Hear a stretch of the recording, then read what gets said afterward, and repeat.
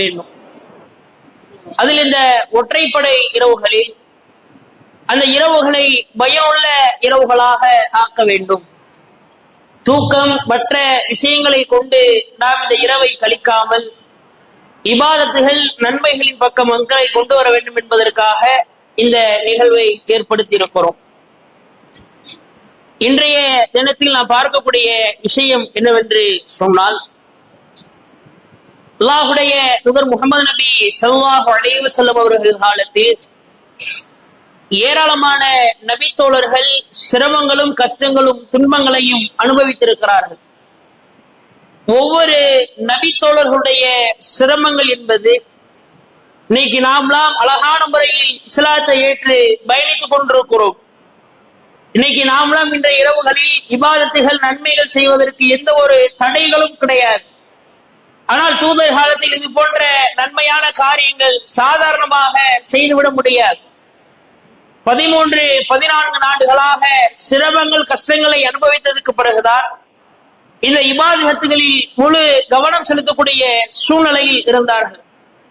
இப்படி ஆரம்ப காலகட்டத்திலிருந்து அல்லாஹுடைய தூதர் இந்த இஸ்லாமிய மார்க்கத்தை மக்களுக்கு சொன்னதிலிருந்து அதை தன்னுடைய உள்ளத்தில் ஏற்று கடைசி வரை சிரமப்பட்ட ஒரு நபித்தோழரை பற்றி பார்ப்போம். அந்த நபித்தோழர் யார் என்று சொன்னால் பிலால் ரலியல்லாஹு அன்ஹு அவர்கள். பொதுவாக இவர்கள் சம்பந்தமாக ஒரு சில செய்திகள் நமக்கு தெரியும்.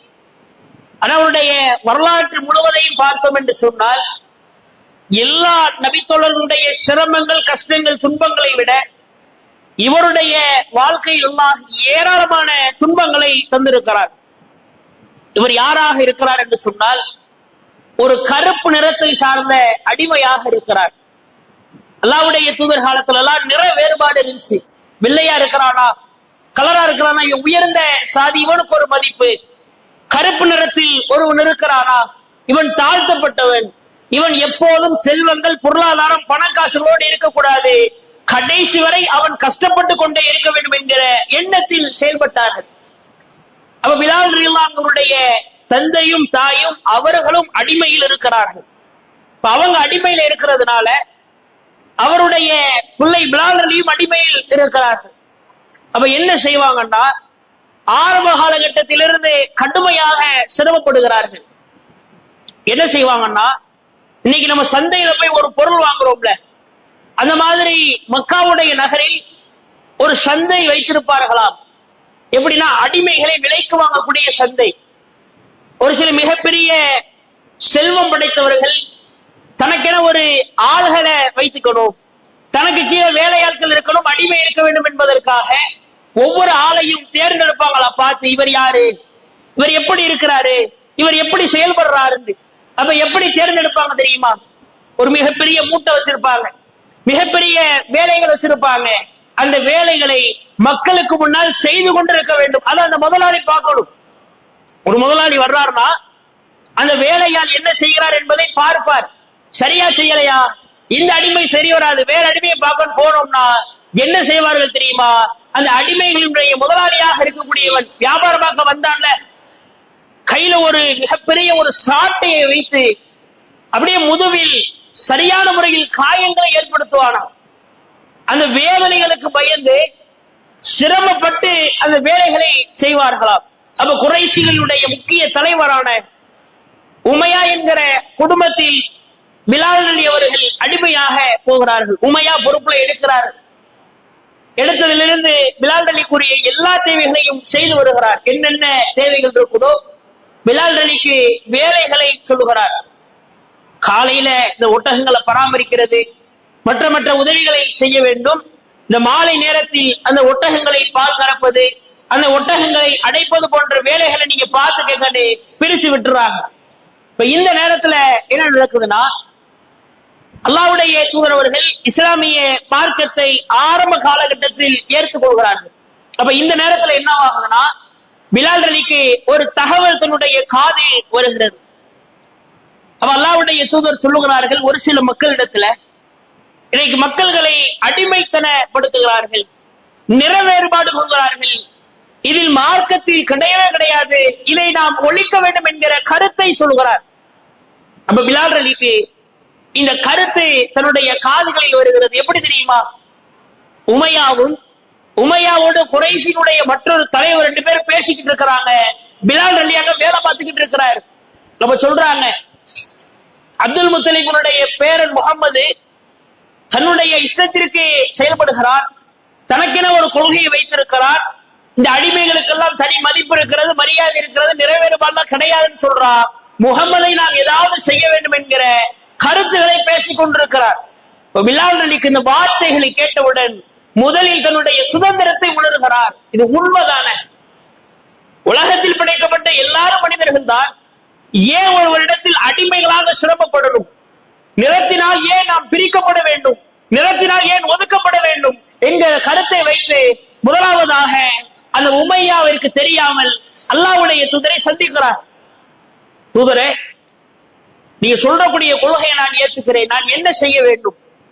அவ சொல்றாங்க, நீ தனிமையில் இறைவனை அதிகமாக வணங்கு. இப்போதைக்கு நீ அவசரப்பட்டு தன்னுடைய கொள்கைக்கு எதிராக செயல்படாத. ஏன்னா இப்பொழுது நம்முடைய கைகள் ஓங்காமல் இருக்கிறது. எனவே நீ கொஞ்சம் பொறுமையை கடைபிடித்து சரியான முறையில் நீ செயல்படு. பின்னால் அல்லாஹ் நல்ல நிலையை தருவான் என்று சொல்லுகிறார்கள். அப்ப இந்த சூழலில் என்ன ஆகுதுன்னா, பிலால் அலி ஒரு நாள் இரவில் தனியான முறையில செயல்படுகிறார்கள், இறைவனை வணங்குகிறார்கள். அப்ப உமையா பார்க்கிறார், என்னடா பிலால் எப்பயும் இல்லாம வணக்கத்திற்கு மாற்றமாக ஏதோ ஒரு வழிபாடுகள் செய்கிறாரு. அப்ப பிலாலை அழைக்கிறார். என்ன பிலாலை, நீ ஏதோ செய்றீன்னு சொல்லும் பொழுது, நான் தூய மார்க்கத்தை ஏற்றுக்கொண்டேன், அல்லாஹுவையும் தூதரையும் பின்பற்றுகிறேன் என்கிற கருத்தை சொல்லுகிறார். அப்ப உடனே அந்த அதிகாரியான உமையாவிற்கு கடுமையாக கோபம் வருகிறது. என்னது, முகமதை பின்பற்றியா? முதலில் கீழே கடந்த ஒரு கட்டையை இடித்து பிலாலை ஒரு அடி அடிக்கிறார். பிலால் அப்படியே கீழே விழுகிறான். என்னடா, என்கிட்ட அடிமையாக இருந்துட்டு எனக்கு கீழே வேலையில இருந்துட்டு நீ உன்னுடைய இஷ்டத்திற்கு வேறொரு கொள்கையை வேறொரு விஷயத்தை பின்பற்றுகின்றாய. இந்த அடியை அடித்து சொல்லுகிறார், இனிமேல் நீ எந்த கடவுளை பின்பற்றக்கூடாது, எங்களுடைய கடவுளாக லாத் உஸாவை தான் வணங்க வேண்டும் என்று சொல்லுகிறார். அடிச்சுட்டு போயிடுறாரு. அடுத்த நாள் விடுகிறது. விடிந்து பிலாலிடத்தில் கேட்கிறார், பிலாலே, என்ன கொள்கையை மாற்றிட்டியா? அவர் சொல்லுகிறார், அல்லாஹ் ஒருவன் தான் என்கிற கொள்கையில் நான் உறுதியாக இருக்கிறேன், அதில் வரக்கூடிய சிரமங்களை பொறுத்துக் கொள்கிறேன் என்றார். உமையாக்கு சரியான கோபம். உடனே பிலால் கருப்பு நிற தனிமையில எதிர்த்தும் பேச முடியாது, எதிர்த்தும் குரல் கொடுக்க முடியாது. உமையா என்ன செய்கிறார்? அந்த பிலாலை அடித்து கொடுமைப்படுத்துகிறார். இரத்த வெள்ளங்களில் நுழையக்கூடிய வகையில அடிச்சு துன்பப்படுத்துகிறார். பின்னாடி உமையா புரிகிறார், எவ்வளவோ அடிச்சுட்டோம், பிலால் மாறுற மாதிரி தெரியல. என்ன செய்யறாரு? சின்ன சிறிய பிள்ளைகளை அழைச்சி பிலாலுடைய கால்களில் சங்கிலிகளை கட்டி அனுப்பி விடுகிறார். அந்த சங்கிலிகளால் இழுத்து செல்லப்படுகிறார்கள். இப்ப இந்த சிரமங்கள், கஷ்டங்கள், துன்பங்களுக்கு அவர்கள் ஆளாகி வருகிறார்கள். சுடும் பாலைவனத்தில் நிர்வாணமாக ஆக்கப்பட்டு அந்த பாலைவன மணலில் மூடப்படுவார்கள். கைகால்களை கட்டி போட்டு மணல்ல படுக்க போட்டு அவர்களுக்கு மேலால் சுடுமணலை அள்ளி போடுவார்கள். அந்த வெப்பத்தில் கடுமையாக கதறுவார்கள். இந்த வேதனைகள் படுத்தப்படும் போது அல்லாஹ்வுடைய தூதர் ஒரு தகவலை சொல்லி அனுப்புறாங்க. எப்பா, இந்த சிரமங்கள் கஷ்டங்கள் படும் பொழுது அவங்க ஒரு சில பேர் கேட்பாங்க, நீ அல்லாஹ்வை வணங்குறன்னு சொல்லுவாங்க. நீ சொல்லிக்க வாயால, உள்ளத்தை அல்லாஹ் அறிவான். நம்முடைய கைகள் ஓங்கியதற்கு பிறகு நாம் அதை செய்வோம் என்று சொல்வார்கள். ஆரம்பத்தில் ஏற்றுக்கொண்ட 7 நபித்தோழர்களில் அதிகமான நபர்கள் என்ன சொல்லுவாங்க? அந்த வேதனைகளை, இந்த கஷ்டங்களை, இந்த துன்பங்களை தாங்க முடியாமல், நான் ஓ கடவுளையை வணங்குறேப்பா, ஓ கடவுளையை பின்பற்றேப்பா, அந்த கொள்கைக்கு நான் கட்டுப்படுகிறேன் என்று சொல்லி விடுவார்கள். ஆனால் இந்த பிலால் அலி சொல்லக்கூடிய வார்த்தை என்ன தெரியுமா? நான் ஏன் கட்டுப்பட முடியாது? அதிகபட்சமாக என்ன செய்ய முடியும்? இந்த வேதனை, இதற்கு அதிகபட்சமாக என்னுடைய உயிரை எடுக்க முடியும். என்னுடைய உயிர் போனாலும் என்னுடைய இறைவனுக்காக என்னுடைய உயிர் போக வேண்டும் என்கிற கருத்தை பதிவு வைக்கிறார். அப்ப எவ்வளவோ அடிச்சு துன்புறுத்தி பார்த்துட்டாரு. பார்த்தா இந்த தகவல் அல்லாஹ்வுடைய தூதருக்கு வருகிறது. அல்லாஹ்வுடைய தூதர் ஆள்களை அனுப்பி பேசுறாரு. பிலாலை விட்டு கொள்கை ஏத்துக்கிறார். அப்பெல்லாம் விட முடியாது, என் அடிமை எனக்குரியவன் என்று சொல்லி மீண்டும் அவரை அடித்து துன்புறுத்துகிறார். ஒரு நேரத்துல என்னவாகுதுன்னா, இவ்வளவு கஷ்டங்கள் நடந்துருச்சுல, என்னடா இப்படி போட்டு அடிச்சாச்சு கொண்டாச்சு, சரி இனியாவது இரக்கமாக பேசுவோம். ரொம்ப ரக்கடா பேசி அவர் அடிச்சு கொடுமைப்படுத்தியாச்சு, இனி இப்படிலாம் தேவையில்லை. அன்பாக அழகாக அரவணைப்பாக பிலால் ரலியை அமர வைத்து இரத்த காயங்களோடு இருக்கிறார். பிலால்கிட்ட கேட்கிறார் உமையா, உன்னை இதுவரைக்கும் நான் ஏதாவது துன்பப்படுத்தியிருக்கிறேனா? என்னிடத்தில் எத்தனை ஆண்டுகள் அடிமையாக இருந்திருக்கிறாய். அடிமையாக இருந்தாலும் என்னுடைய குடும்பத்தை போன்ற ஒரு நபராக உன்னை வைத்திருக்கிறேன். ஏன் இந்த கொள்கையை சொல்ற? எனக்கு நீ இந்த கொள்கையை ஏத்துக்கிறது பிரச்சனை கிடையாது.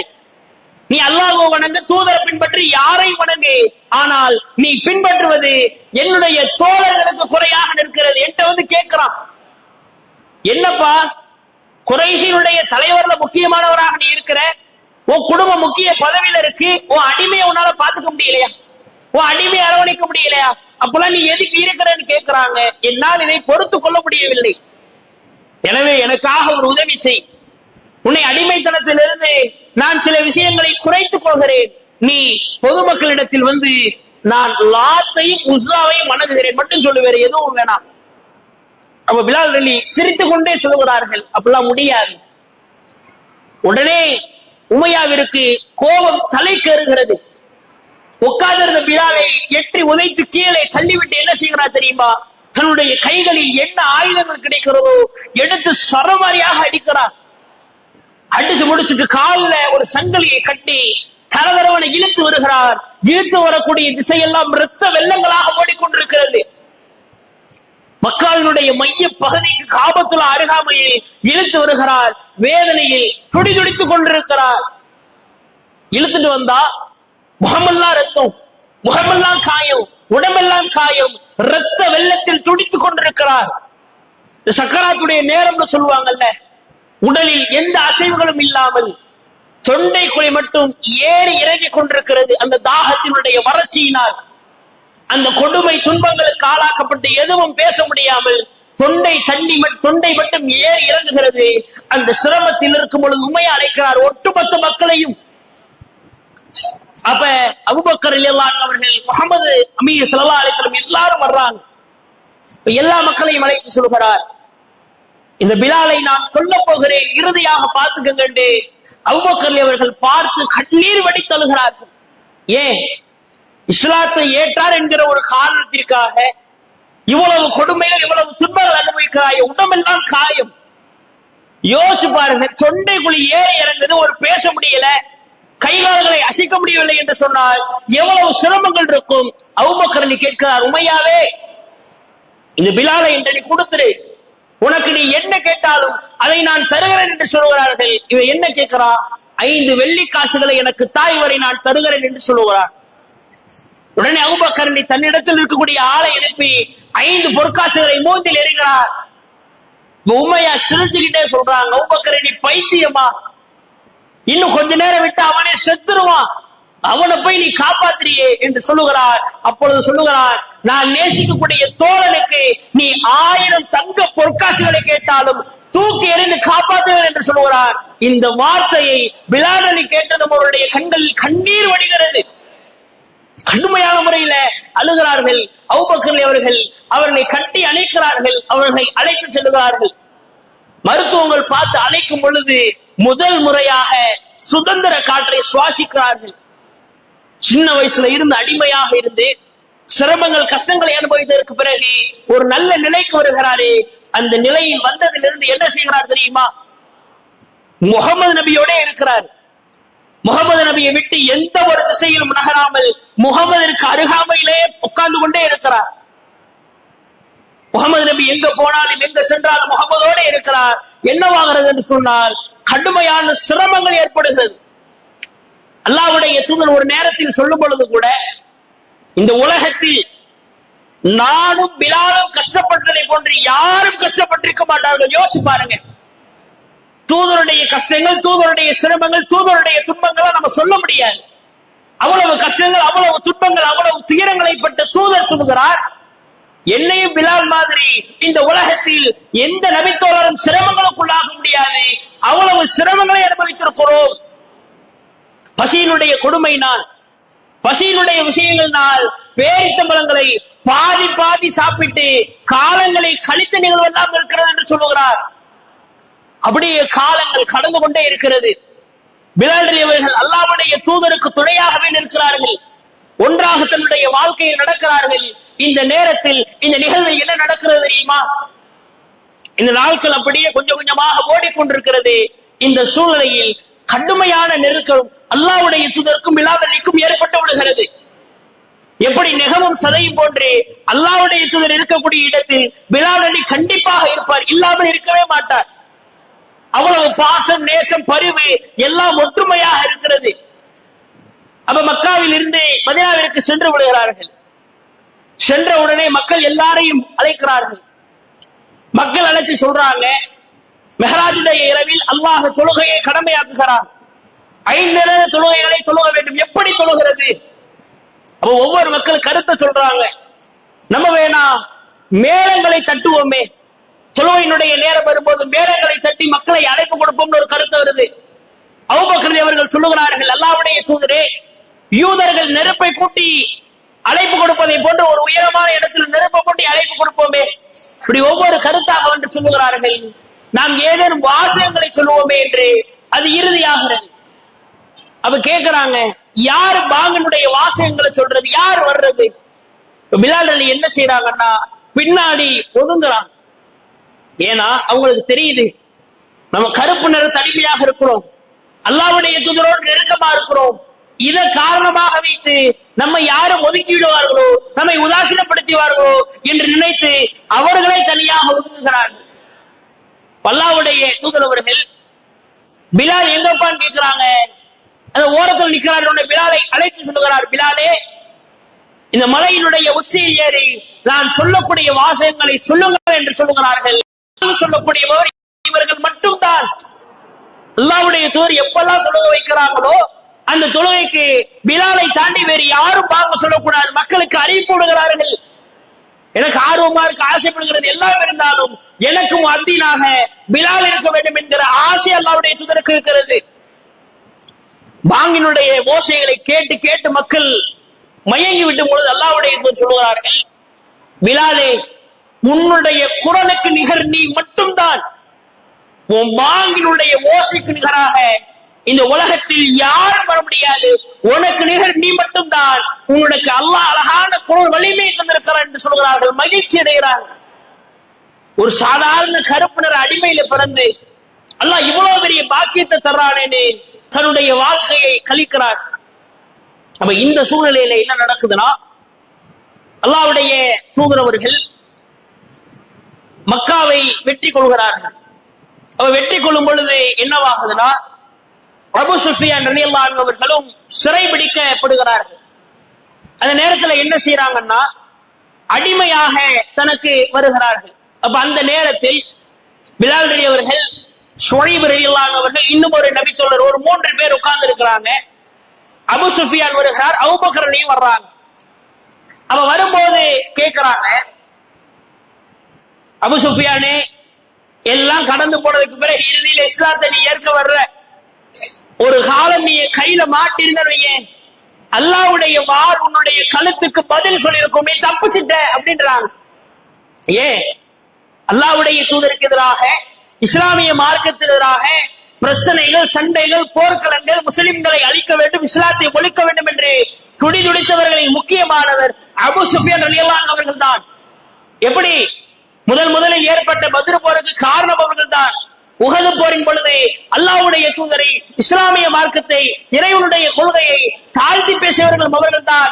அதற்கு பின்னால் முஸ்லிம்களை அழிக்க வேண்டும் என்பதற்காக எதிரிகளுக்கு உறுதுணையாக யூதர்களுக்கும் கிறிஸ்தவர்களுக்கும் நசாரர்களுக்கும் எல்லா நபர்களுக்கும் உறுதுணையாக மக்கத்து காபிர்களை ஒன்றிணைத்து முஸ்லிம்களை அழிப்பதற்கு எதிராக திரட்டியவங்க தான். அப்ப இந்த கோபத்துல சொல்றாங்க, கடைசி நேரத்தில் நீ இஸ்லாத்தை ஏத்துக்கிற, உன்னுடைய அல்லாஹ்வுடைய வாள் உன்னை பதம் பார்க்காமல் விட்டு விட்டது என்று சொல்லுகிறார்கள். இதை கேட்ட உடனே என்னவாகுது? அபூபக்கருக்கு கோபம். பிலாலே, என்ன நீ சொல்ற? என்ன வார்த்தை உனக்கு சொல்ற? உனக்கு தகுதி இருக்கிறதா? அவர் எவ்வளவு பெரிய ஆளு, குறைஷினுடைய தலைவர், இஸ்லாத்தை ஏத்துக்கிட்டார், அவரை போய் இப்படி சொல்றீங்களே, கண்ட மெனுக்கு திட்டிடுறாங்க. பிலால் ரலி பதிலே பேசல, அமைதியா இருக்கிறாங்க. அபூபக்கர் கோபத்துல அல்லாஹ்வுடைய தூதர் போய் சொல்றாங்க, அல்லாஹ்வுடைய தூதரே, இந்த மாதிரி பிலால் உங்களா உட்கார்ந்து இருந்தாங்க, அபூ சுஃபியான் இப்படி பேசிட்டாங்க, நான் கோபத்தில் திட்டி விட்டேன் என்று சொல்லுகிறார்கள். உடனே பாருங்க, அல்லாஹ்வுடைய தூதர் சொல்றாங்க, அபூபக்கர் யாரு நீ திட்டிட்டு வந்த? ஒரு பிலால் எவ்வளவு பெரிய மனிதர் தெரியுமா? அவர் எவ்வளவு பெரிய தியாகி தெரியுமா? இந்த இஸ்லாத்திற்கும் இஸ்லாமிய மார்க்கத்திற்கும் எவ்வளவு கஷ்டங்கள், துன்பங்கள், துயரங்கள் பட்டிருக்கிறார் தெரியுமா? அவரை நீ திட்டிட்டு வந்த என்கிற வார்த்தையை சொல்லிவிட்டு கூடுதலாக சொல்லுகிறார், பிலாலை கோபப்படுத்தினால் ரப்புல் ஆலமீன் அல்லாஹ் கோபப்படுவான், பயந்துக்க. பிலாலை மட்டும் நீ கோபப்படுத்துறன்னு வை, நம்மை படைத்த ரப்புல் ஆலமீன் கோபப்பட்டு விடுவார். புகாரியில் இருக்கக்கூடிய செய்தியான செய்தி. உடனே என்ன செய்தாரு? அபூபக்கர் ரலியல்லாஹு அன்ஹு அவர்கள் வேகமாக ஓடி வந்து பிலால் அலியுடைய கையை பிடித்து, பிலாலை என்னை மன்னிச்சிருங்க அப்படின்னு கேட்கிறாங்க. ஏன் அபூபக்கரை மன்னிப்பு கேட்கிறீங்க? நீங்க இப்படி செஞ்சதை நான் அல்லாஹ்விடத்தில் சொன்னேன், உங்களுடைய கோபம் அல்லாஹ்வுடைய கோபத்திற்கு நிகர் என்று சொல்லிவிட்டார்கள், என்னை மன்னித்து விடுங்கள் உங்களை கோபப்படுத்தியதற்கு என்று சொல்லும் பொழுது அதை சாதாரணமாக கடந்து விடுகிறார்கள். இது முதல் நிகழ்வு.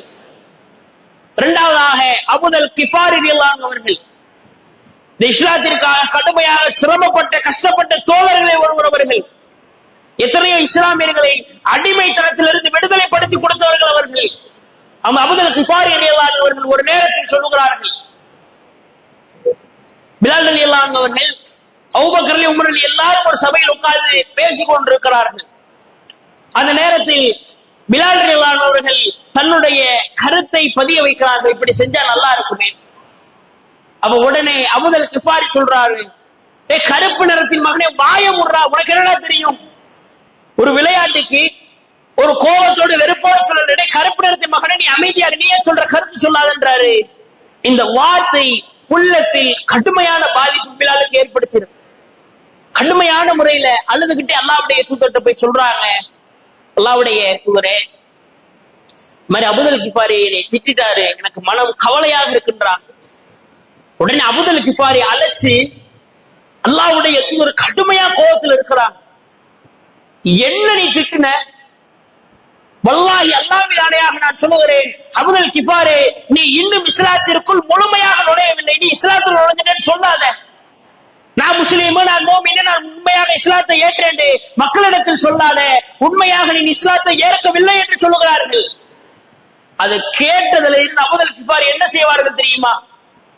எப்பெல்லாம் பிலால் அலியை பார்க்கிறார்களோ பார்த்தவுடன் படுத்து விடுவார்களாம், தலையில படுத்துட்டு பிலால் அலி சொல்லுவார்களாம், உங்கள் கால்களால் என்னை மிதியுங்கள், அப்பயாவது எனக்கு புத்தி வரதான் பார்ப்போம்.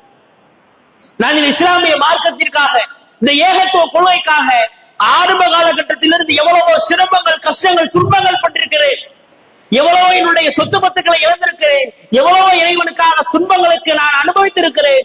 ஆனால் இவெல்லாம் இஸ்லாத்தில் இருக்கிறேன் நினைத்து உங்களை நான் சொன்ன ஒரு வார்த்தைக்கு அல்லாஹ்வுடைய சொல்லிவிட்டார்கள், நீ இஸ்லாத்தில் முழுமையா நுழையில, என் புத்தியை மிதிங்க, அப்பயாவது எனக்கு அறிவதுதான் பாப்போம் என்று சொல்லுகிறார்கள். பிலால் அலி அபூதர் அலியை கட்டி அணைச்சு, அபூதரே, ஏன் எப்படி நினைக்கிறீங்க, இப்படி பேசாதீங்க, ஏதோ என்னுடைய கோபத்தில் என்னுடைய வருத்தத்தை அல்லாஹ்விடத்தில் சொன்னேன், உங்கள் மீது எனக்கு எந்த வெறுப்பும் கிடையாது என்று சொல்லுகிறார்கள். எவ்வளவு ஒரு எதற்கு குணம் பாருங்களேன். தனது ஒருத்தர் அசிங்கப்படுத்திட்டா பதிலுக்கு அவரை நாம் ஏதாவது செய்ய வேண்டும் என்கிற எண்ணம் நம்மிடத்தில் இருக்கிறது. அப்ப உடனே இந்த சம்பவங்களை அப்படியே கடந்து விடுகிறார். அப்ப இப்படியே காலங்கள் கடக்கிறது. ஒரு நேரத்தில் ஒரு போர்க்களத்துல இந்த உமையா இருக்கிறார்ல, எவ்வளவோ பிலால் அலியை கொடுமைப்படுத்தினார். பிலால் அலி அவர்களை கடுமையாக கொடுமை, சிரமங்கள், கஷ்டப்படுத்தினார். பிலால் அலி மரணத்தை நெருங்கிவிட்டு வந்தார்கள். அந்த உமையா ஒரு போர்க்களத்தில் பிலால் அலி கையில சிக்கிறார். யோசிச்சு பாருங்க, இதுதான் இறைவனுடைய நாட்டம். நாம் நினைக்கிறோம்ல, நாம் அநீதிழைக்கப்படுகிறோம், நம்மை கொடுமைப்படுத்துகிறார்கள், நம்ம ஒடுக்கப்படுகிறோம் என்கிற சூழ்நிலையில அல்லாஹ் மீது நம்பிக்கை இழந்துறோம்ல, எப்படி அல்லாஹ்வுடைய உதவின்னு பாருங்க. எந்த பிலாலை ஒதுக்கினார்களோ, எந்த பிலாலை அடிமைப்படுத்தினார்களோ, எந்த பிலாலை அடித்தார்களோ, அல்லாஹ் என்ன செய்கிறான் தெரியுமா? அந்த பிலாலுடைய கையில் உமையாவை வைக்கிறான். அந்த போர்க்களத்தில் எத்தனை நபித்தோழர் இருக்கிறாங்க, அபூபக்கர் அலி, உமர் அலி, உஸ்மான் அலி, காலித் பின் வலீத் ரலியல்லாஹு அன்ஹு, எத்தனை நபித்தோழர் இருக்கிறாங்க, அவங்க கையில அல்லாஹ் மாட்ட வைக்கல. இந்த உமையா பிலால் அலி கையில மாட்டக்கூடாது நினைக்கிறாரு, பிலால் அலியுடைய கையிலே மாட்டிக்கொள்கிறார். அல்லாஹ்வுடைய வாளை கையில் எடுத்து அவரை ஒரே மாதிரி வெட்டி அவருடைய தலையை கீழே சாய்க்கிறார். பிலாலுக்கு அவ்வளவு சந்தோஷம். என்னை எவ்வளவு கொடுமைப்படுத்தின அல்லாஹ் என்னுடைய கையில் உன்னுடைய ரூஹை எடுக்க வைத்தாரே என்கிற மகிழ்ச்சியில் இருக்கிறார்கள். இப்ப எப்படியாவது அல்லாஹ்வுடைய உதவி அவர்கள் வரும் என்கிற நம்பிக்கை பிலால் இருந்தார்கள். இப்ப இப்படியே காலங்கள் கடந்து கொண்டே இருக்கிறது. அப்ப காலங்கள் கடந்து செல்லும் பொழுது ஒரு நேரத்தில் அல்லாஹ்வுடைய தூதருடைய இறுதி காலத்திற்கு முன்பாக ஒரு சம்பவம் நடக்கிறது. என்னன்னா, பிலாலுனையும் அல்லாஹ்வுடைய தூதரும் நெகமும் சதையுமாக இருப்பார்கள். இப்ப இந்த சூழ்நிலையில என்ன நடக்குதுன்னா, பிலால் ரலியல்லாஹு அன்ஹு அவர்கள் அல்லாஹ்வுடைய தூதர் ஒரு நேரத்துல கேட்பாங்க. ஒரு கூட்டம் வரும். கூட்டம் வந்து அல்லாஹ்வுடைய தூதரை எங்களுக்கு ஏதாவது பொருளாதார தாங்களை நாங்க சிரமப்படுறோம் அப்படின்னு கேட்கிறாங்க. அப்ப அல்லாஹ்வுடைய தூதர் அவர்கள் யார்கிட்டயுமே ஓப்பனா கேட்க மாட்டாங்க. பிலால்கிட்ட கேட்கிறாங்க, பிலாலே உன்னுடைய பொருளாதாரம் இருக்குதா? இந்த மக்கள் வந்து காசு பணம் கேட்கிறாங்க, அவங்களுக்கு ஏதாவது நாம் கொடுப்போம் என்று சொல்லுகிறார்கள். உடனே என்ன நடக்கிறது தெரியுமா? பிலால் ரலியல்லாஹு அன்ஹு அவர்கள் ஒரு யூதன் இடத்துல போய் கடன் வாங்குவாங்க. அந்த யூதன் சொல்லியிருப்பான், பிலாலே உனக்கு காசு தேவை நீ கேளு. அப்ப உடனே அந்த பொருளாதாரத்தை தன்னுடைய கைகளில் வாங்கி கொண்டு அல்லாஹ்வுடைய தூதர் கேட்டாங்கன்னு கொடுத்துருவாங்க. அந்த பொருளாதாரத்தை மக்கள் கொடுத்து விடுவார்கள், அது முடிந்து விடும். அப்படியே காலங்கள் கடக்கும் பொழுது அந்த யூதன் ஒரு நாள் ஒரு ஒட்டுமொத்த சபையில பிலால் அலியை கூப்பிடுகிறான். பிலாலே, பிலால் அலி திரும்புகிறார்கள். பிலாலே, உன்னுடைய கடன் தேதியை அடைப்பதற்கு இன்னும் 3 நாட்கள் தான் இருக்கு, குறிச்சு வச்சுக்க. இந்த 3 நாட்கள் நீ கடனை அடைக்கலன்னு நீ மீண்டும் அடிமைப்படுத்தப்படுவாய். உடனே பிலால் அலி கடுமையாக வருத்தப்படுகிறார்கள். அல்லாஹ்வுடைய தூதர்கிட்ட போய் அல்லாஹ்வுடைய தூதர்கிட்ட சொல்றாங்க, தூதரே நான் இந்த ஊரை விட்டு போறேன்றான். அவ தூதர் கேட்கிறாங்க, என்னப்பா? அல்லாஹ்வுடைய தூதர், இந்த மாதிரி நான் கடன் வாங்கி கொடுத்தேன், அந்த கடன் அடைப்பதற்கு 3 நாட்கள் தான் இருக்கிறது. நான் வெளியில் சென்று ஏதாவது வேலைகள் பார்த்து அந்த பொருளாதாரத்தை திரட்டி விட்டு திரும்புகிறேன் என்று சொல்லிவிட்டு எதுவுமே பேசாம இந்த தகவலை சொல்லிட்டு பிலால் அலி வருகிறார்கள். மனமே கிடையாது, அல்லாஹ்வுடைய தூதர் விட்டு வர்ற கவலையிலேயே என்ன செய்யறாங்கன்னா, அழுதுகிட்டே தன்னுடைய ஆடைகள் எல்லாவற்றையும் எடுத்துக்கொண்டு மதீனாவை விட்டு அப்படியே வெளியே வருகிறார்கள். அல்லாஹ்வுடைய தூதருக்கு மனம் ஒரு மாதிரி நெருடலா இருக்கு, இதே ஒண்ணு இழந்த மாதிரி உணர்றாங்க. அவர் நபித்தோழர் அழைச்சு பிலாலை கூட்டிட்டு வாங்க அப்படின்றாங்க. பிலால் மதீனாவை தாண்டி ரொம்ப தூரம் போயிட்டார். உடனே ஒரு வேகமாக வந்து பிலாலை இங்க வாங்க, அல்லாஹ்வுடைய தூதர் கூப்பிடுறாங்கன்றாங்க. வேகமாக ஓடி வருகிறார்கள். ஓடி வந்த உடனே அல்லாஹ்வுடைய தூதர் முதலாவது வார்த்தை ஒன்று கேட்கிறார், பிலாலை எங்க போறீங்க? இந்த தூதரை, இந்த நேசமிக்க ஒரு மனிதரை விட்டு போவதற்கு உங்களுக்கு எப்படி மனம் வருகிறது? நெகமாகவும் சதையாகவும் உயராகவும் என்னோடு இருந்து விட்டு என்னை விட்டு போறேன்னு சொல்றீங்களே, உங்களுக்கு எப்படி மனம் வருகிறது என்று கேட்கும் பொழுது பிலால் அலி கண்ணீரை பதிலாக கொடுக்கிறார்கள். அப்ப சொல்றாங்க அல்லாஹ்வுடைய தூதர், இங்க வாங்க, அந்த பாரு என் ஒட்டகம் இருக்கிறது, அந்த ஒட்டகத்தில் தங்க காசு இருக்கிறது, எவ்வளவோ அந்த கடனை நீ அடை, என்னை விட்டு நீ செல்லாத என்று சொல்லும் பொழுது உடனே பிலால் ரலியல்லாஹு அன்ஹு அவர்கள் அல்லாஹ்வுடைய தூதரை கட்டி அணைத்தழுகிறார்கள். யோசிச்சு பாருங்க, போறேன்னு சொல்லும் போது அல்லாஹ்வுடைய தூதர் கூப்பிட்டு, நீ ஏன் போற? என்னை விட்டு போறதுக்கு உனக்கு எப்படி மனம் வருகிறது? என்னை விட்டு போறதுக்கு நீ நினைக்கலாமா? என்னை விட்டு போன நீ நினைக்கிறியேன்னு, இந்த இருக்கு பாரு என்னுடைய சொத்து, இதை எடுத்து உன்னுடைய கடனை அடை, என்னை விட்டு செல்லாதே என்று சொல்லுகிறார்கள். அதுல இருந்து பிலால் அலி அல்லாஹ்வுடைய தூதர் மீது கடுமையான பாசத்தையும் நேசத்தையும் வைத்திருக்கிறார்கள். ஒரு நேரத்துல என்னவாகுதுன்னா, அல்லாஹ்வுடைய தூதருடைய இறுதி நேரம் நெருங்குகிறது. அதெல்லாம் உண்மைக்கு நம்முடைய வாய்களால சொல்ல முடியாது. இன்னைக்கு நம்ம எல்லாம் சக்கராத்துடைய நேரம்னா ஒரு சாதாரண விஷயமா நினைக்கிறோம். அல்லாஹ்வுடைய தூதர் சொல்றார், இன்ன மௌத்தி சக்கராத், சக்கராத்திற்கு கண்டிப்பாக வேதனை இருக்கிறது சொல்லிட்டு சொல்றாங்க. மனிதர்களுக்கு அல்லாஹ் ஒரு வேதனையை தான் கொடுப்பான், எனக்கு 2 மடங்கு வேதனை அல்லாஹ் தருகிறான் என்றால் பொறுத்து கொள்ள முடியல. இதுல என்னுடைய ரூஹ் போயிடாதான்னு நான் நினைக்கக்கூடிய வகையில அல்லாஹ் எனக்கு இந்த துன்பங்களை தருகிறான் என்று சொல்லுகிறார்கள். அல்லாஹ்வுடைய தூதருடைய இறுதி நேரம், அந்த இறுதி 3 நாட்களில் அல்லாஹ்வுடைய தூதரோடு இருக்கிறார்கள். கடுமையான முறையில் சிரமங்களையும் கஷ்டங்களையும் துன்பங்களையும் அல்லாஹ்வுடைய தூதர் அனுபவிக்கிறார்கள். அதிகமாக பேச முடியாமல், மக்களை பார்க்க முடியாமல் கடுமையாக கவலையில் இருக்கிறார்கள். அந்த இறுதி நேரத்திற்கு முன்பாக மக்களை அழைத்து சொல்லுகிறார்கள், மக்களே, நான் சென்றதற்கு பிறகு உங்களுக்கு ஏராளமான சோதனைகள் வரும், இறைவனுடைய மார்க்கத்தை விட்டு போயிடாதீங்க என்று சொல்லிவிட்டு எல்லா நபித்தோழர்களையும் பார்த்து சிரிக்கிறார்கள். பிலால் அலியை பார்த்தும் அல்லாஹ்வுடைய தூதர் சிரிக்கிறார்கள். சிரித்ததற்கு பிறகு ஐஷாவினுடைய மடியில் அல்லாஹ்வுடைய தூதர் இருக்கும் பொழுது கொஞ்சம் கொஞ்சமாக அல்லாஹ்வுடைய தூதருடைய ரூஹ் பிரிகிறது. அல்லாஹ்வுடைய தூதருடைய உடல் எடை கணக்கிறது. ஐஷா அலி அல்லாஹ்வுடைய தூதர் ரூஹுடைய போன உடனே பிலால் அலியை பார்த்து முதலில் ஐஷா அலி சொல்லுகிறார்கள், பிலாலே, நீங்கள் நேசித்த ஒரு மனிதர் உங்களை விட்டு சென்று விட்டார் என்று சொல்லுகிறார்கள். பிலால் அலி அழுகிறார்கள்.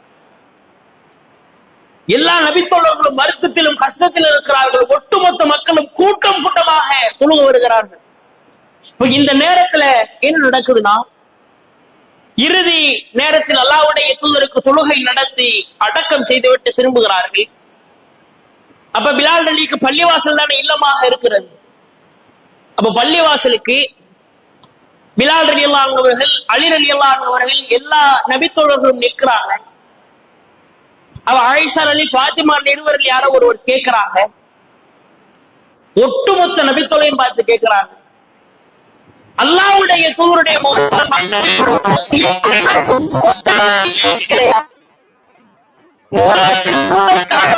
உயிரை கொடுப்பதற்கு தயாரான தோழர்கள் நீங்கள். அல்லாஹ்வுடைய தூதருக்கு ஒரு சிரமம் என்று சொன்னால், கஷ்டம் என்று சொன்னால், துன்பம் என்று சொன்னால் உடனே களத்தில் இறங்கிய தோழர்கள் அந்த அல்லாஹ்வுடைய தூதரை குழியில வைத்து அந்த தூதருடைய முகத்துல உங்களுக்கு எப்படி மண்டை போட மனசு வச்சு, அலிரலையும் உங்களுக்கு தோழலையா, பிலாலையும் உங்களுக்கு தோழலையா, தூதருடைய முகத்துல மண்ணலி போறீங்களே என்று சொல்லும் பொழுது எல்லா நபித்தோழர்களும் கண்ணீர் வடித்தழுகிறார்கள். ஐயோ, தூதருடைய முகத்திலே நம்ம போட்டோம் என்று கடுமையாக கண்ணீர் வடிக்கிறார்கள். ஆயிஷா அலி தேம்பி தேம்பி கேட்கிறார்கள், மீண்டும் மீண்டும் கேட்கிறாங்க, ஏன் நீங்க மண்ணலி போட்டீங்க? தூதரோடு கொஞ்ச நேரம் இருக்கணும், அவர்களை அரவணைக்கின்ற எண்ணம் இல்லையா, ஏன் மண்ணலி போட்டீங்க என்று கேட்கிறார்கள். இந்த வார்த்தை ஒட்டுமொத்த நபித்தோழர்களை முறுத்தி கொண்டே இருக்கிறது. பிலால் அலி அவர்கள் முடிவெடுக்கிறார்கள், இந்த சம்பவம் மேல நடந்துருச்சு, நேசித்த ஒருத்தரை இழந்துட்டோம், இனி இந்த மதீனாவில் நாம் இருக்கவே கூடாது என்பதற்காக மதீனாவை விட்டு பிலால் ரலியல்லாஹு அவர்கள் கிளம்புறாங்க. அப்ப அடுத்த கலீஃபாவாக அபூபக்கர் ஆட்சிக்கு வருகிறார்கள். வந்து பிலால் அலியை பிடிக்கிறாங்க. பிலால், எங்க போறீங்க? சொல்றாங்க, அபூபக்கரே, நீங்க விட்டுருங்க, நான் போயிடுறேன், எனக்கு இங்க இருக்க மனம் இல்லைன்றாங்க. போறேன் எங்க போறீங்க? அவர்கள் சொல்லுகிறார்கள், பிலால் அலி, யோசிச்சு பாருங்க, இன்னைக்கு நம்மளுடைய நேசம் எல்லாம் இருக்குதுல்ல, என்னதான் நேசம், பாசம், பரிவு நம்முடைய குடும்பம், நம்முடைய மனைவி, நம்முடைய பிள்ளை எல்லாருக்கும் இருக்கும். ஆனா இந்த தூதர் நபித்தோருடைய நேசம் இருக்குதுல்ல, இந்த பிலால் அலி சொல்றாங்க, இனி இந்த மதீனாவில் நான் இருக்கவே மாட்டேன். ஏன்? நான் ஒவ்வொரு தடவையும் தூங்கி எந்திரிக்கும் பொழுது ஒவ்வொரு நாளும் என்னுடைய கண்கள் கண்ணீரில் விழுகிறது. நான் ஒவ்வொரு நாளும் பாங்கு சொல்வது அல்லாஹ்வுடைய தூதர் எழுந்திருக்க வேண்டும் என்பதற்காக. என்னுடைய பாங்கு அல்லாஹ்வுடைய தூதரை எழுப்புவதற்காக உள்ள பாங்கு. நான் எந்த ஒரு இடத்தை, எந்த ஒரு சபையை, எந்த ஒரு இடத்தை பார்த்தாலும் தூதர் நின்றதை போன்ற எண்ணம் எனக்கு ஏற்படுகிறது. அந்த தூணை பாருங்க, இந்த தூணில் தான் நானும் அல்லாஹ்வுடைய தூதரும் ஒன்றாக படுத்து கிடந்தோம். இந்த இடத்தில் தான் நானும் அல்லாஹ்வுடைய தூதரும் பேசிக் கொண்டிருந்தோம். இந்த பாதையில் தான் நானும் அல்லாஹ்வுடைய தூதரும் நடந்து கொண்டிருந்தோம். இந்த இடத்தில் தான் நானும் அல்லாஹ்வுடைய தூதரும் சாப்பிட்டோம். இந்த மதீனா முழுக்க நானும் அல்லாஹ்வுடைய தூதரும் நிரம்பி வணிந்திருந்திருக்கிறோம். ஒவ்வொரு இடத்தை பார்க்கும் பொழுது தூதரோடு இருந்த நினைவுகள் என்னை கொன்று கொண்டே இருக்கிறது. இப்படி நேசமிக்க பாசமிக்க ஒரு நபித்தோழர் நபியை இழந்துட்டேனே என்கிற வருத்தம் இருக்கிறது. எனவே என்னை விட்டுருங்கன்றாங்க. அபூபக்கர் காலை பிடிச்சுதா கெஞ்சல, கைய பிடிச்சு அழுகிறார்கள். பிலாலை, போயிடாதீங்க, தூதர் போனதே எங்களால தாங்க முடியல, கஷ்டத்திலே, வருத்தத்திலே, துன்பத்திலே இருக்க எங்களுடைய மன சூழ்நிலையை நீங்க நினைச்சு பாருங்க. இந்த தூதர் மீது நாங்க எவ்வளவு பாசம் வச்சிருப்போம், எவ்வளவு நேசம் வச்சிருப்போம். அந்த தூதர் நொடி பொழுதில் எங்களை பிரிந்து விட்டால் அந்த வேதனையில் இருந்து நாங்கள் மீளவில்லை. நீங்களும் எங்களை விட்டு போயிடாதீங்க, எங்களால் கண்டிப்பாக மனதோடு இருக்க முடியாது, உடைந்து விடுவோம் என்று சொல்லுகிறார்கள். அப்ப அபூபக்கர் ஒரே ஒரு வார்த்தை கேட்கிறாங்க பிலால், அபூபக்கரே, என்னுடைய உயிரை காப்பாற்றியவர்கள் நீங்கள். நான் கஷ்டப்படும் பொழுது, துன்பப்படும் பொழுது, துயரப்படும் பொழுது நான் இறுதி நேரத்தை அடைந்திருக்கும் பொழுது உங்களுடைய பொருளாதாரத்தை கொடுத்து எனது சுதந்திர காத்தை சுவாசிக்க வைத்தவர்கள் நீங்க சொல்லுங்க, இதற்கு ஈடாக சொல்றீங்களா நான் இருக்கிறேன், இல்லைன்னா நான் இருக்க மாட்டேன் என்று சொல்லும் பொழுது அபூபக்கர் ஒரே வார்த்தை சொல்றாங்க, பிலாலே அந்த அளவுக்கு நீ கேவலமா நீங்க நினைச்சீங்களா? உங்களை காப்பாற்றியதை காரணமாக வைத்து உங்களை இருக்க வைக்கிறேன் நினைக்கிறீங்களா? வல்லாஹி கிடையாது. நீங்களும் சென்று விட்டால் எங்களால் இருக்க முடியாது. அல்லாஹ்வுடைய தூதரை உண்மையில் நீங்கள் நேசித்தால் நீங்க இருங்கன்றாங்க. முடியல. கடைசியில் ஒரே ஒரு வார்த்தையை சொல்லுகிறார்கள், அல்லாஹ்வுடைய தூதர் அவர்களுக்கு ஒலித்த என்னுடைய பாங்கு ஒருபோதும் யாருக்காகவும் ஒலிக்கவே மாட்டேன் என்று சொல்லுகிறார்கள். சரி, நீங்க பாங்கு சொல்ல வேணாம், இங்க இடத்தில் இருங்கன்றாங்க. 2 வருடங்களுக்கு மேலாக ஒவ்வொரு நாளும் தன்னுடைய வாழ்க்கையில சொல்லுவோம்ல, சிரமங்களையும் கஷ்டங்களையும் உள்ளத்தால் அனுபவிக்கிறோம் சொல்றோம்ல, பிலால் ரலி அவர்கள் ஒவ்வொரு நாளும் அனுபவிக்கிறார்கள். ஒவ்வொரு நாள் தூங்கி எந்திரிக்கும் போது யோசிச்சு பாருங்க, பள்ளிவாசல்ல சுபுவுடைய பாங்கு சொல்லும் பொழுது பிலால் ரலி எழுந்திருக்கிறார்கள். எழுந்திரித்து முதலில் தேடக்கூடியது அல்லாஹ்வுடைய தூதர் தான். அவர்கள் இல்லை என்று சொல்லும் பொழுது முதலில் கண்ணீர் வடிகிறது. ஒரு இடத்தில் இருந்து விருந்துக்கு கூப்பிடும் பொழுது அல்லாஹ்வுடைய தூதர் கூப்பிடுவார்கள், பிலாலே வாங்கண்டு. அல்லாஹ்வுடைய தூதருடைய குரல் இல்லாமல் வேறொரு குரலை கேட்கும் பொழுது கண்ணீர் வடித்தழுகிறார்கள். 2 வருடங்கள் சிரமங்களையும் கஷ்டங்களையும் துன்பங்களோடு தன்னுடைய வாழ்க்கையை அனுபவித்து பயணிக்கிறார்கள். இந்த நேரத்துல அபூபக்கர் அவருடைய வாழ்க்கையும் முடிந்து விடுகிறது. அபூபக்கர் தன்னுடைய வாழ்வை முடித்து இறந்து விடுகிறார்கள். இந்த அபூபக்கர் பிறகு உமர் அலி ஆட்சிக்கு வருகிறார்கள். அப்பையும் பிலால் ரலி அவர்கள் கிளம்புகிறாங்க. சொல்றாங்க, நான் இந்த ஊரை விட்டு போகிறேன், உமரே நீ விட்டுருங்க, அல்லாஹ்வுடைய தூதர் இல்லாம என்னால இருக்க முடியல இந்த மதீனாவுல. அபூபக்கர் எவ்வளவோ சொன்னார், அதனால நான் இருந்தேன், நீங்க என்னை கட்டாயப்படுத்தாதீங்க, நான் இந்த இடத்தை விட்டு கிளம்புறேன் போது உமரும் மீண்டும் கெஞ்சுகிறார். யோசிச்சு பாருங்க, எந்த ஒரு நபித்தோழரையும் உமர் இப்படி கெஞ்சினதே கிடையாது. எந்த ஒரு நபித்தோழராக இருந்தாலும் நீயா நானா உனக்கு அப்படி கிடையாதுன்னு சொன்னவர். காலித் பின் வலீத் ரலியல்லாஹு அன்ஹு அவர்கள் போர்க்களத்தில் சிறந்தவராக இருந்தார். அந்த காலித் பின் வலீத் ரலியல்லாஹு அன்ஹு அவர்களை சொல்லுகிறார்கள், உங்களுடைய ஒருவர் கையில் வெற்றி கிடையாது, அல்லாஹ் யாருடைய கையில் வெற்றியை கொடுப்பான் என்று போர் படை தளபதி மாட்டிய உமர் அலி அவர்கள். அவர் ஒரு பாதையில் வைத்தால் ஷைத்தான் வேறொரு பாதையில் விரண்டு ஓடுவான் என்று சொல்லுகிறார்கள். உண்மையான ஆட்சியினுடைய அதிபதி உமர் ரலியல்லாஹு அவர்கள் அந்த உமர் அலி பிலாலை கெஞ்சிறாங்க. எந்த நபித்தோழர்கிட்டையும் எந்த நபரிடத்திலும் இந்த மாதிரி உமர் அலி கெஞ்சினது கிடையாது. அவர்களிடத்தில் கையை பிடித்து கெஞ்சுகிறார்கள், பிலாலை நீங்க போகாதீங்க, இருங்க கொஞ்ச நாள் எங்களோடு இந்த ஊர்ல இருங்க என்று சொல்லுகிறார்கள். ஒரு வார்த்தையை சொல்றாங்க, அல்லாஹ்வுடைய தூதரோடு இருக்கும் பொழுது என் கடைசி காலம் அதிலே முடிய வேண்டும் என்று நினைத்தேன், ஆனால் இப்ப அப்படி இல்லை, என் வாழ்க்கை அப்படியே முடிய வேண்டும் என்று நான் ஆசைப்படுகிறேன், என்னை நீங்க விட்டுருங்க என்று சொல்லுகிறார்கள். ஆனா அவங்க சொல்றாங்க, என்னோடு இருங்கள், நான் உங்களுக்கு போர்க்களத்தில் பங்கு பெற வாய்ப்பை தருகிறேன், உங்களுடைய வாழ்க்கையை நான் அமைக்கிறேன், அதில் இருங்கள் என்று சொல்லுகிறார்கள். அதன் அடிப்படையில் தன்னுடைய வாழ்க்கையில் அதில் இருக்கிறாங்க. அப்பயும் உமர்கிட்ட ஒரு ஒப்பந்தம் போடுறாங்க, உமரே நான் அபூபக்கரிடத்தில் சொன்னதை தான் உங்களிடத்திலும் சொன்னேன், அல்லாஹ்வுடைய தூதருக்கு ஒலித்த என்னுடைய குரல் யாருக்காகவும் இந்த மதீனாவில் ஒலிக்காது, அதை புரிஞ்சுக்கங்கன்னு சொல்றாங்க. சரின்னு சொல்றான். என்ன செய்வாங்க தெரியுமா, ஒவ்வொரு நபித்தோழர்களும் கெஞ்சுவாங்க, பிலாலே ஒரு தடவை பாங்க சொல்லுங்களேன், ஒரு தடவை உங்களுடைய குரலை சொல்லுங்களேன், உங்களுடைய குரலை கேட்கணும் ஆசையா இருக்குன்னு சொல்லும் பொழுது பிலால் ரலி எல்லாவற்றையும் மறுத்து விடுவார்கள். பெருமை கிடையாது. உடனே நம்ம நினைச்சிடக்கூடாது, பெருமை ஆணவம் நான் தான் என்கிற கர்வம் கிடையாது.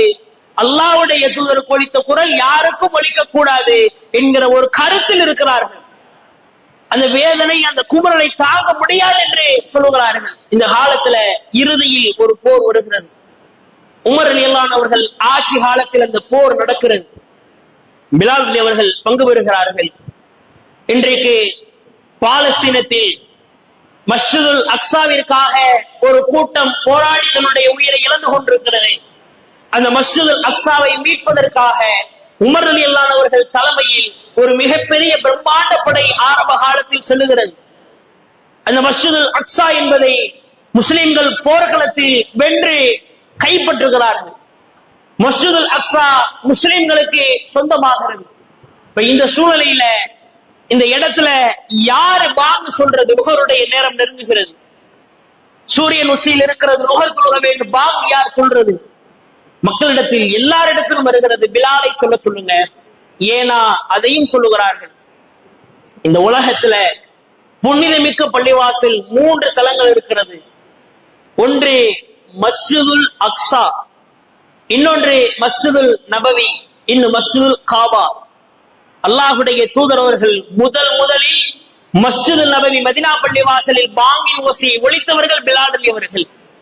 மஸ்ஜிதுல் காபாவை வெற்றி கொண்டு முதலில் பாங்கை ஒலித்தவர்கள் பிலால் அலி அவர்கள். இந்த மஸ்ஜிதுல் அக்ஸாவையும் அல்லாஹ்வுடைய தூதர் இல்லாவிட்டாலும் நாம் கைப்பற்றியிருக்கிறோம். இந்த இடத்திலும் பிலால் தான் பாங்கு சொல்ல வேண்டும் என்கிற கருத்தை வைக்கிறார்கள். எல்லா மக்களும் சொல்றாங்க. பிலால் அலியை பார்த்தா ஒரு மூலையில நிக்கிறாங்க. அவ என்ன செய்யறாங்க? உமர் ரலியல்லாஹு அவர்கள் மேல வந்து தேடுறாங்க பிலால் எங்கண்டு. ஒரு மூலையில நிக்கிறாங்க. உமர் அலி வேகமாக ஓடி செல்கிறார்கள். பிலாலுடைய கையை பிடித்து கேட்கிறார்கள், பிலாலே, 2 இடங்களில் அல்லாஹ் உங்களை கண்ணியப்படுத்தினான், இந்த இடத்தில் எங்களுக்காக சொல்லுங்க. இத்தனை மக்கள் உங்களுடைய குரலை எதிர்பார்க்கிறார்கள், இத்தனை மக்கள் உங்களுடைய குரலை கேட்பதற்கு இருக்கிறார்கள். அல்லாஹ்வுடைய தூதருக்கு நீங்கள் ஒலித்த குரலை இந்த ஆலயத்தில் ஒலியுங்கள் என்று சொல்லுகிறார்கள். எவ்வளவு இருக்கிறாங்க. ஒட்டுமொத்த நபித்தோழர்களும் ஒரே மாதிரி கெஞ்சுறாங்க பிலால்ட்ட. பிலாலே நீங்க சொல்லுங்க, பிலாலே நீங்க சொல்லுங்க என்று சொல்லுகிறார்கள். உமர் அலில கைய பிடிச்சு கெஞ்சுறாங்க. போர்ல வெற்றி பெற்றவர்கள். பிலால் அலி அவர்கள் மஸ்ஜிதுல் அக்ஸாவின் மேலே ஏறி நிற்கிறார்கள். எல்லா மக்களுக்கும் எதிர்பார்ப்பு அந்த பாங்கினுடைய வாசகத்தை கேட்க வேண்டும் என்பதற்காக. பிலால் அலி பாங்கினுடைய வாசகத்தை அல்லாஹு அக்பர் என்று ஆரம்பிக்கும் பொழுது ஒட்டுமொத்த நபித்தோருடைய கண்களிலும் கண்ணீர் வழிகிறது. பிலால் அலி பாங்கு சொல்றாங்க. பாங்கு சொல்லும் பொழுது அவருடைய தொண்டைகள் அடைக்கிறது. யோசிச்சு பாருங்க.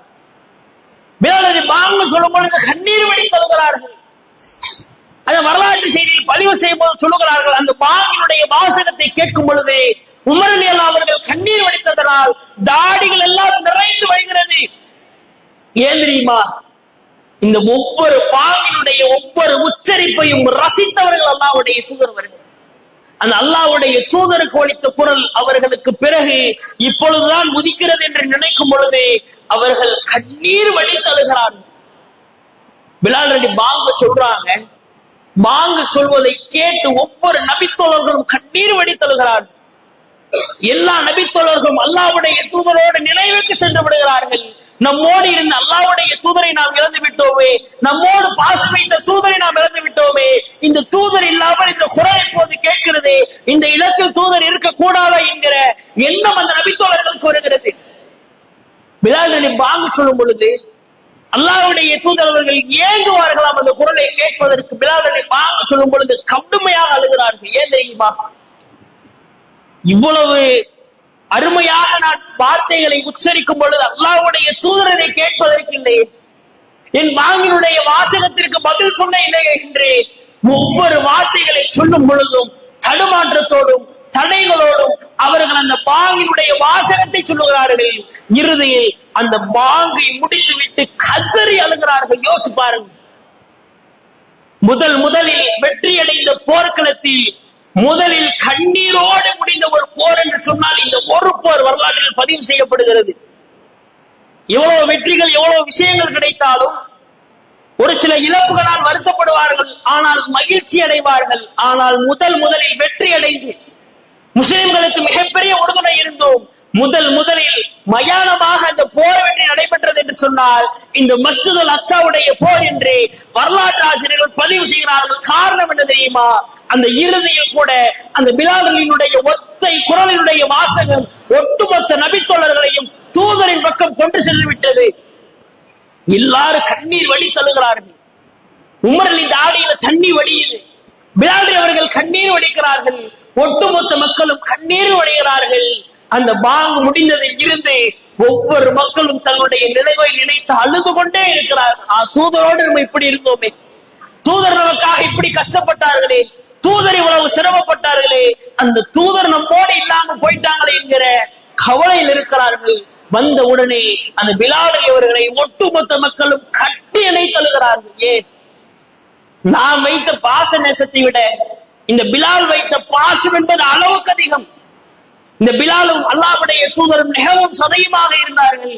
நமக்கு இருக்கிற வருத்தம் துன்பங்களை விட இவருக்கு கூடுதலாக இருக்கிறது என்று ஒட்டுமொத்த மக்களும் கட்டி அணைத்து கண்ணீரை பரிமாறிக்கொண்டார்கள். அவ்வளவு கஷ்டம், இவ்வளவு துன்பங்கள், இவ்வளவு துயரங்கள் காரணம் என்ன தெரியுமா? அந்த தூதருடைய நேசம், அந்த தூதரின் மீது பாசம், அந்த தூதரின் மீது பரிவு. அவ்வளவு தன்னுடைய வாழ்க்கையில் பயணித்தவர்கள் இறுதியில் தன்னுடைய காலத்தை ஒரு நோயினால் அவதிப்பட்டு பிலால் நபி தன்னுடைய வாழ்க்கையை முடித்துக் கொள்கிறார்கள். யோசிச்சு பாருங்க, ஒரு அடிமையாக பிறந்து அடிமையாக தன்னுடைய வாழ்க்கையில் வளர்ந்து இறுதியினுடைய நேரத்தில் ஒரு நோயினால் சிரமப்பட்டு மரணிக்கிறார் என்று சொன்னால் எப்படிப்பட்ட சூழ்நிலையை அல்லாஹ் வைத்திருக்கிறான். இந்த வரலாற்றிலிருந்து 2 படிப்பினைகளை நாம் பெற வேண்டும். முதலாவது படிப்பினை என்ன தெரியுமா? நிறங்களோ அல்லது கோத்திரமோ குலமோ நம்மை உயர்த்தாது. நாம் இறைவனின் மீது வைத்திருக்கக்கூடிய நம்பிக்கை நம்மை உயர்த்தும். நம்ம ஒவ்வொரு நினைக்கலாம், அல்லாஹ் எதுக்கு நம்மளை முன்னேற்றுவான், அல்லாஹ் நம்ம மேல நேசமிக்க மாட்டான், பாசமிக்க மாட்டான், அல்லாஹ் நம்மளை அப்படியே விட்டுருவான், இறைவன் நம்மை கண்டுகொள்ள மாட்டான் என்று நினைக்கிறோம். முதலில் அந்த எண்ணத்தை தூக்கி எறிய வேண்டும். அல்லாஹ்வுடைய நேசம் எப்படி இருக்கும் தெரியுமா? யோசிச்சு பாருங்க, ஒரு கருப்பு நிறத்த அடிமை, அடையாளம் தெரியாதவர், யாரை பற்றியும் அறியாதவர், அவரை யோசிச்சு பாருங்க. இன்றைக்கு ஒவ்வொரு மக்களும் ஓடி ஓடி நன்மைகளை தேடக்கூடிய இல்லத்திற்கு செல்லுகிறார்கள். மக்காவாக இருக்கட்டும், மதீனாவாக இருக்கட்டும், மஸ்ஜித் அக்ஸாவாக இருக்கட்டும், ஒவ்வொரு மக்களும் தேடி ஓடுகிறார்கள். இங்கு அதிகமாக நன்மைகள் கிடைக்கும். அப்படிப்பட்ட இடத்திற்கு ஒரு மிகப்பெரிய நன்மையை பெற்றிருக்கிறார்கள் என்று சொன்னால் பாங்கின் மூலம் அல்லாஹ் அவர்களை கண்ணியப்படுத்தி இருக்கிறார். அப்ப நம்ம என்ன நினைக்கிறோம்? அல்லாஹ் ஒருபோது நம்மை தாழ்ந்த நிலையில் விட மாட்டான். நாம் எந்த அளவிற்கு அல்லாஹ்வை நம்புகிறோமோ, எந்த அளவிற்கு அல்லாஹ்வை நேசிக்கிறோமோ, எந்த அளவிற்கு அல்லாஹ்வின் உறுதியாக நம்பிக்கை வைத்திருக்கிறோமோ அதற்கேற்றார் போல் அல்லாஹ் கண்டிப்பாக நம்முடைய நிலையை மாற்றுவான். இது முதலாவது விஷயம். இரண்டாவது விஷயம் என்ன தெரியுமா? அந்த தூதரின் மீது உண்மையான நேசம். நம்ம இன்னைக்கு தூதர்ன்றவங்கள ஒரு 10ஓடு 11ஆக நம்முடைய பிள்ளைகளுக்கு, நமக்கு அல்லாஹ்வுடைய தூதர் அவர்கள் ஒரு நபியா இருந்திருக்கிறாங்கப்பா, சிரமப்பட்டு கஷ்டப்பட்டு மார்க்கத்தை சொன்னாங்க, இன்னைக்கு வந்திருக்கிறோம்னு ஒரு சாதாரணமாக நாம் கடந்து சென்று கொண்டிருக்கிறோம். ஆனா அந்த தூதருடைய ஒவ்வொரு வாழ்க்கையை எடுத்தோம்னா அவர்கள் பட்ட கஷ்டங்களை எல்லாம் நாம் நம்முடைய வாழ்க்கையில நினைக்க முடியாது. இன்னைக்கு யாராவது சொல்லுங்க, தான் வாழ்க்கையில ஒருத்தர் சிரமப்படுறாரு, அன்றாட வாழ்வை நடத்துவதற்கு கடுமையான சிரமங்கள் கஷ்டமா இருக்குது. இந்த சூழ்நிலையில அடுத்த குடும்பத்தை பார்ப்பாரா? என்ன நினைப்பாரு?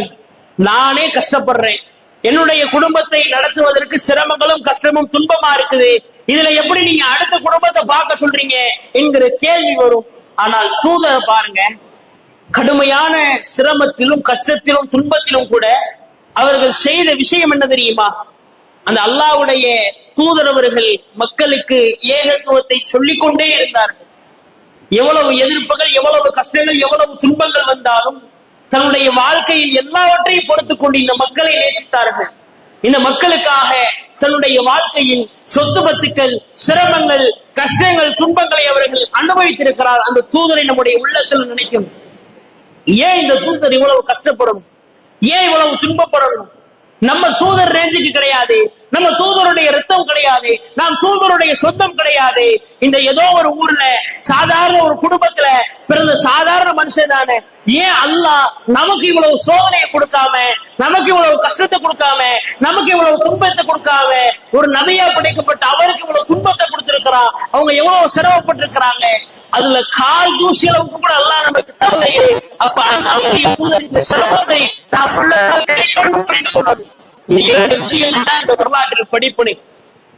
தூதரை உள்ளத்தால் நேசிப்பது, இரண்டாவது இறைவனை உண்மையாக நம்பினால் இறைவனுடைய உதவி கண்டிப்பாக வரும். அது இறுதி நேரத்திலேயோ இறுதி நொடியிலேயோ அல்லாஹ் எப்படி நம்முடைய வாழ்க்கையில் வருவான். எனவே இந்த இரண்டு விஷயங்களை புரிந்து கொண்டு நம்முடைய வாழ்க்கையில் வரக்கூடிய காலகட்டத்தில் ஒவ்வொரு நபித்தோழருடைய வரலாறும் நாம் சாதாரண விஷயமாக நினைக்கிறோம். அது ஒவ்வொரு வரலாறும் நமக்கு மிகப்பெரிய படிப்பினையை சொல்லக்கூடியதாக இருக்கிறது. எனவே வந்திருக்கக்கூடிய இஸ்லாமிய தாய்மார்களும் சகோதர சகோதரிகளும் இந்த வரலாற்றை சாதாரண ஒரு விஷயமாக எடுத்துக்கொள்ளாமல் தன்னுடைய வாழ்க்கையில் மிகப்பெரிய ஒரு விஷயமாக எடுத்துக்கொண்டு அதன்படி நன்மைகளை செய்து நாளை சொர்க்கத்தில் நுழையக்கூடிய நல்ல மக்களாக நல்ல இறைவன் நாம் அனைவரையும் ஆக்க முடியும் என்று கேட்டுக்கொண்டு என் உரையை நிறைவு செய்கிறேன். வாஹதாவானா அல்ஹம்துலில்லாஹி ரப்பில் ஆலமீன். அஸ்ஸலாமு அலைக்கும் வரஹ்மத்துல்லாஹி வபரகாத்துஹு.